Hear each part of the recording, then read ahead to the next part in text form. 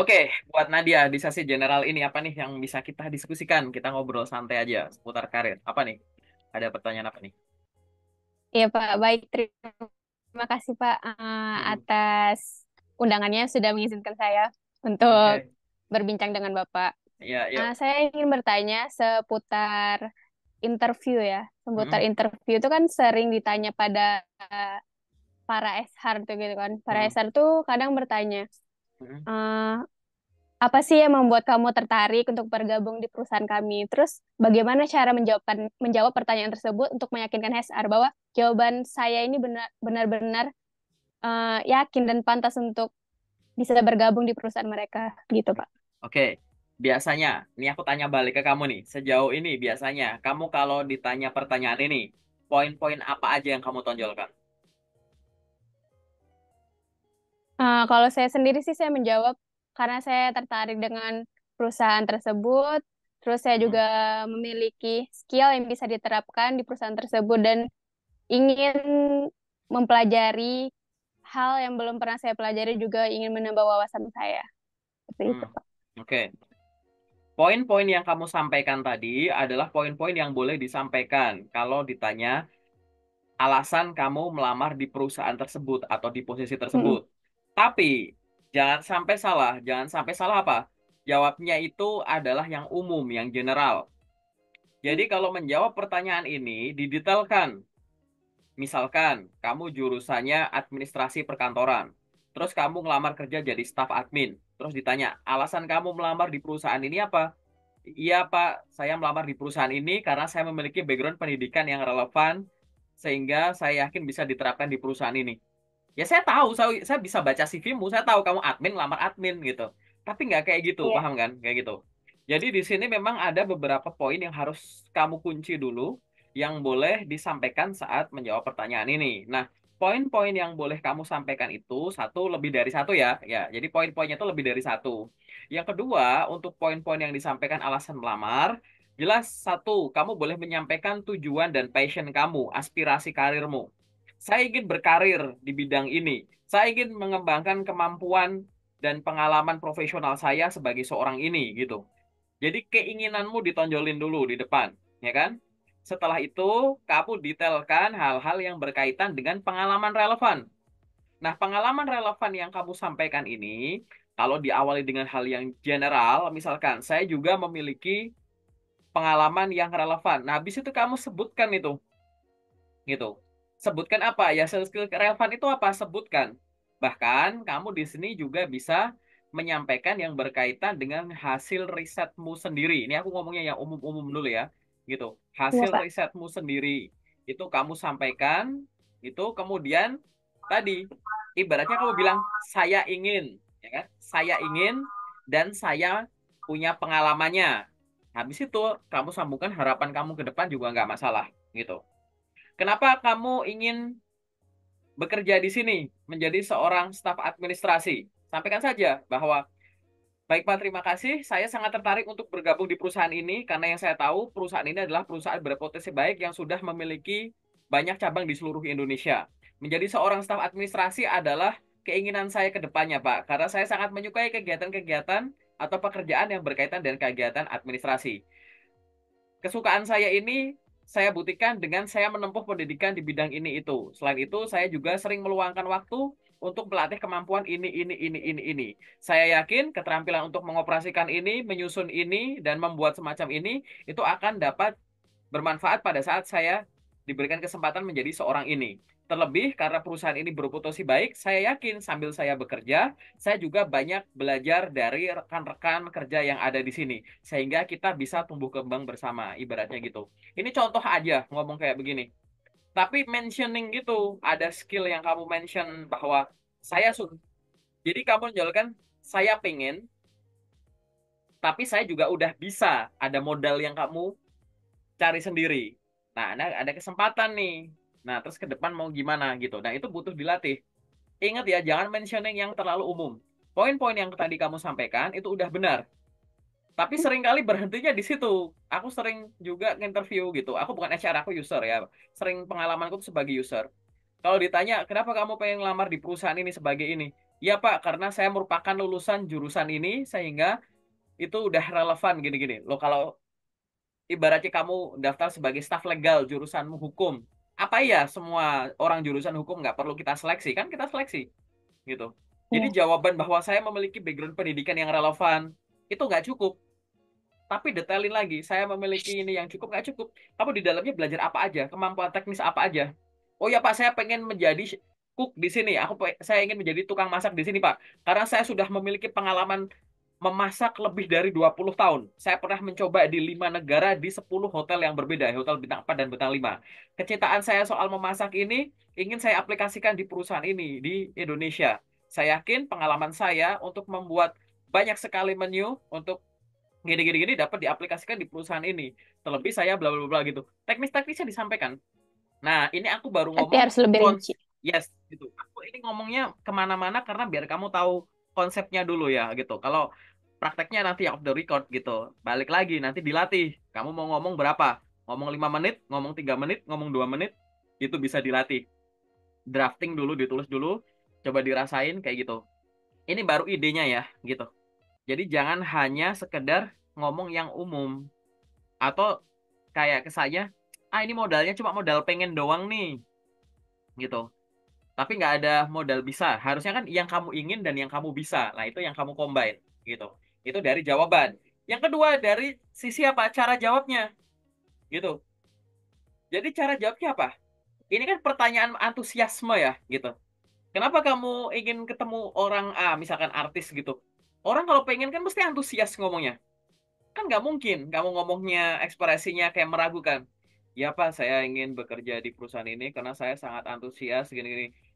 Antusiasme itu tidak muncul di ekspresi kamu, di suara kamu gitu ya, gitu. Jadi nggak sinkron gitu antara kata-kata dan apa yang kita lihat, apa yang kita dengar gitu. Nah itu dipastikan. Nah untuk hal ini, makanya kamu prakteknya harus role play. Kalau perlu kamu pakai kaca, lihat mukamu sendiri. Atau kamu kalau nggak ada kaca, di record aja pakai handphone. Ngomong, habis itu selesai terus dilihat lagi. Gimana nih, udah bagus belum ya? Kayak gitu. Atau nanti praktek sama orang. Kamu sama aku boleh. Banyak kok teman-teman di grup yang, Kak aku pengen latihan interview, bikin video sendiri, tiba-tiba dikirim ke aku. Kak ini aku ngomong sendiri, bener nggak? Minta koreksinya dan lain-lain gitu. Nah itu harus sinkron ya. Poin pertama adalah menghubungkan antara keinginan, kesempatan, dan kemampuan terhadap aspirasi karir ke depan. Poin nomor satu. Poin nomor dua adalah disampaikan dengan cara yang menarik dan antusias. Begitu. Iya. Poinnya itu sih sebenarnya. Nah, biar kamu tahu logikanya gimana ya tadi ya, gitu. Mungkin ada tambahan pertanyaan atau tanggapan boleh. Soal interview-interview terus nggak apa-apa. Boleh, terserah. Apalagi. Terus Pak, misalkan seharusnya nanya Hmm. mengenai gaji gitu. Itu jawabnya gimana? Soalnya kan kadang kalau kita jawabnya sesuai UMK atau UMR gitu kan kurang relevan gitu jawabannya. Dia ingin kita menjawabnya dengan sebuah nominal. Itu bagaimana, Pak? Hmm. Nih, pertama, biasanya sebelum kamu menyebut nominal itu, pertimbangan kamu apa sebelum menyebut angka itu? Riset ter, riset lebih dulu mengenai perusahaan tersebut. Terus Terus, mengenai skill yang kita miliki apakah sesuai dengan gaji yang akan kita dapatkan nanti. Seperti itu. hmm. Ada lagi nggak? Itu aja sih kalau menurut saya. Oke, oke. Nih ya, ini aku pakai sudut pandangku. Jadi bahkan sebelum ada panggilan interview, kamu bisa mempertimbangkan sekarang, bayangin sekarang. Kalau Ya, misalkan nanti aku akan di interview gitu, aku tuh harus nyebut angka berapa gitu. Nah, satu, riset yang harus kamu lakukan adalah berapa biayamu hidup sebulan tanpa hedon gitu. Jangan sampai itu nggak kamu pertimbangin. Ntar aku kan kerja ya, kerjanya di kota ini sebagai ini.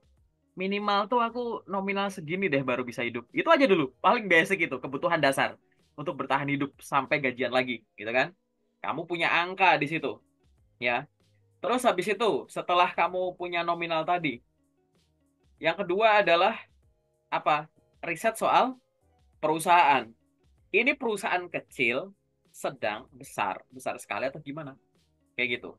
Walaupun posisinya sama, yakin deh pasti benefitnya beda, gitu. Ya, itu juga kamu harus melihat ukuran perusahaan. Yang ketiga, riset soal apa posisi yang kamu lamar. Jangan sampai ngelawar posisi staff minta gaji direktur ibaratnya gitu ya. Itu. Jadi itu kamu harus riset dulu gitu. Iya. Yang selanjutnya kamu riset apa lagi? Riset UMK atau UMP yang berlaku di daerah tersebut gitu. Paling nggak kan masuk juga tuh ya di rentangnya gitu, ya kan? Kemudian apalagi yang bisa ditaruh di situ lagi? Di situ kamu sebagai bahan pertimbangan adalah selain UMK atau UMP adalah posisi ya tadi Posisi yang itu dilamar. posisi yang dilamar, harga pasaran posisi yang dilamar itu berapa? Kayak gitu. Setelah itu pertimbangan selanjutnya apalagi? Nah, pertimbangan selanjutnya adalah tadi bagaimana kamu mengukur mengukur dirimu sendiri gitu. Skill saya segini, ya saya pengen digaji sekian. Aku share screen notepad muncul Iya, nggak? Gitu ya. Gitu. iya, ada. Ini aku bikin ilustrasi ya di sini. Nah, aku coret-coretnya di sini aja. Di sini tuh sumbu nominal 1 juta, 2 juta, katakanlah 3 juta, 4 juta, 5 juta gitu. Ini kamu nggak usah catat nggak apa-apa. Nanti zoomnya aku backup ke YouTubeku. Nah, kayak gini ya. Iya. Nah, di bawah sini ini ada sumbu-sumbu tadi ya. Kebutuhan hidup bulanan. Terus di sini tadi apa? Riset soal perusahaan. Terus di sini riset soal posisi yang kamu lamar, harga pasar gitu ya, harga pasar. Terus di sini UMK atau UMP gitu. Terus di sini berkaitan dengan ya kamu mengukur dirimu sendiri. Kira-kira untuk posisi ini tuh aku tuh layaknya ini estimasi pribadi gitu ya. Kamu menilai diri sendiri tuh layaknya tuh bayar berapa gitu. Nanti kalau kamu udah punya pengalaman kerja, di sini kamu bisa pertimbangkan gaji terakhir atau gaji tertinggi terakhir. Kemarin kamu kerja jadi staf admin, gaji 5 juta. Sekarang kamu lamar jadi staf admin lagi.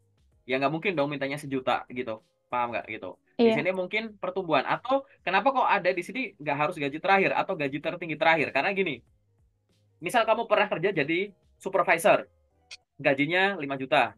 Terus kamu kerja jadi staff, gajinya 3 juta. Terus sekarang kamu lamar supervisor lagi. Kan nggak mungkin mintanya 3 juta ya kalau di logika ya, bener nggak? Mintanya ya dibandingkan sama yang supervisor itu kan gitu. Biasanya kan gitu. Nah, Iya. kenapa kok ini harus dipertimbangkan? Biar kamu punya rentang. Contoh, nih, ya kebutuhan hidup. Kamu tuh misalkan, oh, aku sekarang kok di kota ini tuh aku butuh ya sekitar 3 sampai 4 juta misalkan. Contoh ya, ini aku contoh. Nah, kalau kebutuhan hidup kamu butuhnya di angka segini. Terus ini riset soal perusahaan. Ini perusahaannya gede sih sebenarnya. Jadi dia mungkin ya dari 3 juta sampai 5 juta ini masuk lah kayak gitu. Gitu kan? Gitu. Terus apa lagi? Ini riset soal posisi yang dilamar. Oh, posisi yang aku lamar tuh gajinya tuh antara 4 sampai dengan 5 ternyata kayak gitu. Oh, berarti untuk ini di sini rentangnya antara 4 sampai 5, ya kan? Itu untuk pertimbangan yang ini ya. Itu.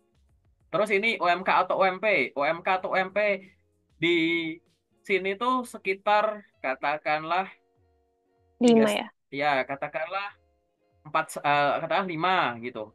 5 sampai 5,5 gitu misalkan.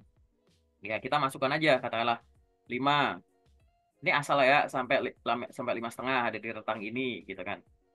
Gitu. Terus apalagi misalkan estimasi, wah aku tuh menurutku tuh gajiku tuh ya bisa di angka ya 4,5 lah gitu misalkan sini. Sampai 6 juga boleh gitu. Menurutku aku bisa di sini gitu. Terus gaji terakhir atau gaji tertinggi terakhir gitu. Misalkan kamu udah punya gitu, wah aku pernah magang gitu. Tapi aku dulu magang, ya namanya magang ya. Gajiku misalkan dulu di antara 2,5 sampai 3 juta kayak gitu misalkan. Gitu. Nah, orang kan mikirnya kan harusnya kan ini masuk, ini masuk, ini masuk, ini masuk, ini masuk, ini masuk, ya nggak? Kayak gitu. Itu. Tapi kalau biar ini semua masuk biasanya kayak gimana? Nah, ini misalkan kebutuhan hidup. Namanya kebutuhan hidup kan minimal 3 sampai 4. Tapi kan artinya kebutuhan hidup kan minimal 3 ya. Berarti kalau lebih boleh dong. Ya nggak? Ini kan tidak terbatas. Ya kan? Yang penting ada Iya. batas bawahnya kan? Kayak gitu. Terus ini riset soal perusahaan. Yang penting batas bawahnya di sini. Ya perusahaan ya paling bisa segini gitu. Ini mungkin segini gitu. Artinya apa di sini? Nah, kamu habis itu narik garis nih loh. Di ini. Ini yang penting semua ini tuh dilewati. Pret, gitu. Paham nggak? Iya, Gitu. Pak. gitu. Karena kan ibaratnya di sini magang, magang gajinya segini. Tapi kalau memang nggak masuk sih, tapi ya bagus kan kalau bisa setinggi ini gitu. Nah, yang sebagai bahan pertimbangan tuh apa ya? Angka ini gitu. Kenapa? Karena angka ini tuh ya di kebutuhan hidup ya masuk, ya kan? Perusahaan juga menurutmu mampu, di rentang ini juga riset soal posisi yang masuk akal, gaji pasaran segitu, UMK UMP juga masuk gitu. Gitu. Terus di sini ini masuk gitu. Ini apalagi malah melampaui gitu. Gitu. Nah, nanti kalau akhirnya bentuknya menyampaikannya gimana? Menyampaikannya adalah bentuk rentang gitu. Nah, rentangnya gimana? Terserah mau garis ini ditambah dengan misalkan ditambah 500 ke sini berarti contoh ya, gitu. Nah, gitu. Berarti nanti kamu menyampaikannya berdasarkan pengalaman yang saya miliki, saya ingin mengajukan gaji antara 5 sampai dengan 5,5 juta per bulan gitu. Tapi kamu ngomong tuh nggak ngaco gitu. Kenapa? Ya Iya. karena kamu memang ini pertimbangannya ya nggak? Gitu. Lalu kalau misalkan 5 juta ditolak gitu, bolehnya cuma di 4 juta. Enggak 4 juta deh. Dia nawarnya di 3. enggak, jangan 3 gitu. Misalkan 4,2 katakanlah gitu. Di sini ya katakanlah gitu. Ditawarnya di 4,2 gitu. Gimana nih gitu. Ah, ini tinggal kamu pertimbangin. Kalau 4,2 artinya apa? Dia lebih tinggi dari kemarin terakhir. Aku kemarin cuma magang. Berarti ini masuk, ya kan? Terus kebutuhan hidup ya minimal kan 3 juta aku. 4,2 ya masih bisa hidup lah gitu kan. Terus untuk perusahaan ya dia mampu lah gitu. Kalau gaji di pasaran ya masih masuk walaupun batas bawah lah gitu. Cuman dia di bawah UMK UMP sama di bawah nilaimu yang kamu pengen kan gitu. Gitu. Nah, kalau di bawah UMK dan UMP kayak gini apa langsung ditolak? Ya enggak gitu. Karena buat aku di sini kamu masih buat hidup masih bisa hidup gitu. Lalu apa yang harus dilakukan kalau kayak gini? Kalau kamu bisa langsung memutuskan ya udah ambil dulu nggak apa-apa, nggak apa-apa. Kenapa? Karena yang harus kamu lihat di sini tuh bukan besarnya gaji saja, tapi benefit umum. Iya. Mohon maaf, percuma kamu gajinya tinggi tapi all in.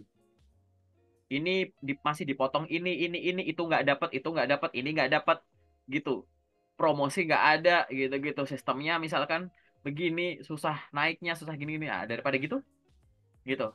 Jadi kalau misalkan soal nominal ini muncul di interview, ya kan, misal kamu udah bilang, Bu Nadia mau berapa misalkan, saya ingin mengajukan gaji antara 5 sampai 5,5. Wah, perusahaan kita nggak bisa, Bu. Kalau perusahaan kita bisa ya 4, gitu. Menurut Bu Nadia gimana? Nah, kamu bisa nanya, baik Bu, atau baik Pak, mohon informasi sebelum saya menjawab pertanyaan tersebut. Mohon informasi, kira-kira di perusahaan ini apakah ada pelatihan rutin yang diberikan kepada karyawannya untuk meningkatkan kemampuannya. Yang kedua adalah bagaimana terkait dengan karir path di perusahaan ini gitu. Artinya apa? Ya balik lagi.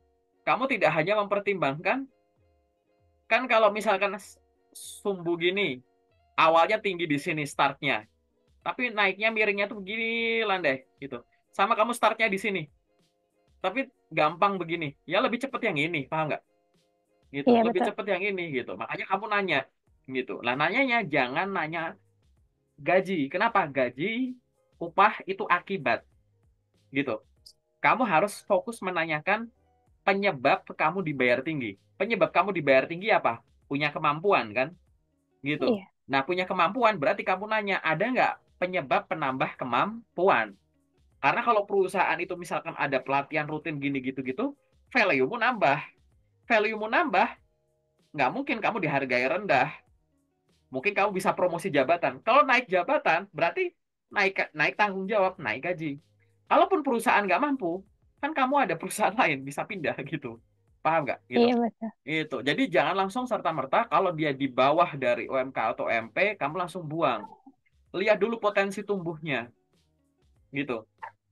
Kamu mau digaji 1 juta, terus tiap bulan aku kasih tambah 5.000 rupiah, atau kamu aku gaji 500.000, tapi tiap bulan aku tambahin 200.000. Bayangin aja, kalau kamu digaji sebulan 1 juta, gitu, terus tiap bulan nambahin 5.000, berarti selama setahun kan berarti dapat 12 juta tambah 5.000 kali 12 kayak gitu, 60.000. Berarti cuma 12.060.000. Nah, sekarang bayangin Iya. kalau kamu gajinya 500.000 gitu, ya kan? Tapi tiap bulan tambahnya 200, berapa kira-kira? Ya gitu-gitulah misalkan gitu. Paham ya logikanya ya gitu. Iya. Ya nggak 5 juta sih. 5 juta kalau sama 200 ya kalah juga. Tapi kan paham ya logikanya. Jadi Iya. berfokuslah sama ini penyebab ini. Jadi yang harus nih aku bikin kesimpulannya ya gitu. Kesimpulannya di ini cari halaman kosong. Ah, kesimpulannya di sini ya. Gitu. Apa itu kesimpulannya? Nomor satu, gitu. Bikin analisis ini. Analisis banyak parameter, ya. Parameter pertimbangan, gitu. Sampai kamu menemukan angka, ya kan? Terus yang kedua, sampaikanlah dalam bentuk rentang atau range, gitu. Kalau memang memungkinkan. Nomor tiga, jangan hanya berfokus pada gaji, tapi berfokus sama benefit lain dan kesempatan tumbuh atau karir path. Benefit lain tuh tunjangan A, B, C, D, BPJS, ini, tunjangan ini. Terus sama apa? Yang lain. Kapan bisa bergabung? Gitu. Kan jelas, gitu. Lebih rendah Iya. kalau kita buruan kan, gitu. Kayak keran air lah, gitu. Keran air. Yang satu kamu nyalain gede. Tapi nyalain gedenya nanti 5 jam lagi. Sekarang kamu nyalain tengahnya. Tapi sejak sekarang. Nah itu udah ketampung dulu tuh. Gitu. Walaupun nggak terlalu gede, turun-turun dikit. Yang penting ini ya bisa hidup dulu. Apalagi statusnya misalkan kamu masih junior, pengalaman kerja belum banyak dan lain-lain gitu. Tapi paham ya logika untuk mikir di sini ya, gitu. Iya, Pak. Oke, oke. Udah, aku stop share dulu. Oke. Sekarang ada lagi nggak tanggapan, tambahan atau pertanyaan lain? Boleh. Coba bayangkan kalau Eh, interview boleh. Hmm. masih bingung sih soalnya kalau interview selalunya kayak dua pertanyaan itu aja sih yang cukup menjebak buat saya. Hmm. Terus tahapan yang paling sering kamu gagal di interview apa? HR atau user menurutmu? Atau pada HR Kalau user? yang gagal paling di bagian psikotes gitu sih, Pak. Oh, psikotes. Iya. Kenapa? Apa yang terjadi sama psikotes? Apa yang susah? Kamu suka? Eh, pertanyaan-pertanyaannya kadang Apanya yang menjebak gimana? gitu kan, ada yang mirip. Terus kayak psikotes yang mengenai gambar gitu kan, kadang sering terjebak Ya, oke oke. gitu. Terus apa lagi? Gambar ya, gambar sama kata-kata, kata-kata mirip. Iya, Pilihan kata, iya pilihan-pilihan gitu. seperti itu. Iya, Oke, pilihan. oke. Terus selanjutnya pertanyaanku lagi dalam mencari info locker, susah nggak sih nemuin locker yang kamu pengen? Susah gampang. Kadang udah nemu yang pas nih loker yang saya ingin, tapi kayak gajinya seperti yang Bapak bilang tadi tidak memenuhi kebutuhan hidup saya gitu. Jadi misal posisi ini sesuai dan pas dengan skill yang saya minati, yang saya miliki, terus sesuai dengan background saya juga. Tapi untuk memenuhi kebutuhan hidup rasanya bahkan cukup tidak, tapi malah minus gitu. Oh ya, kalau kayak gitu, Mm. tahu lah ya jawabannya apa, nggak perlu aku jawab ya. Iya, Harus gimana? Oke. benar. Terus sejauh ini sehari rata-rata bisa ngirim berapa lamaran? Kalau saya sih tergantung mood Pak ngirim lamaran. Tergantung mood ya, gitu. Tapi kamu Ya kalau kalau paling oh, paling berapa? paling minimum itu 5 atau 10 kalau lagi kurang mood itu sehari. Kalau misal lagi mood paling saya bisa sampai 20 sampai 50 gitu playnya. Oh bagus bagus. Jadi kendalamu sekarang kendalain mood gitu, gitu. Kenapa? Karena Iya. ya, karena teman-teman yang di grup locker yang pernah aku tanya-tanyain gitu ya secara rutin, itu bisa bisa stabil di angka 20 sampai 30 per hari gitu. Kenapa? Karena sumber locker ada banyak dan tiap hari selalu ada locker Iya baru. betul. Kayak gitu ya. Gitu. Jadi sekarang masalahnya adalah mood managementmu gitu ya, gitu. Karena kalau pas lagi Iya. turun turun banget gitu.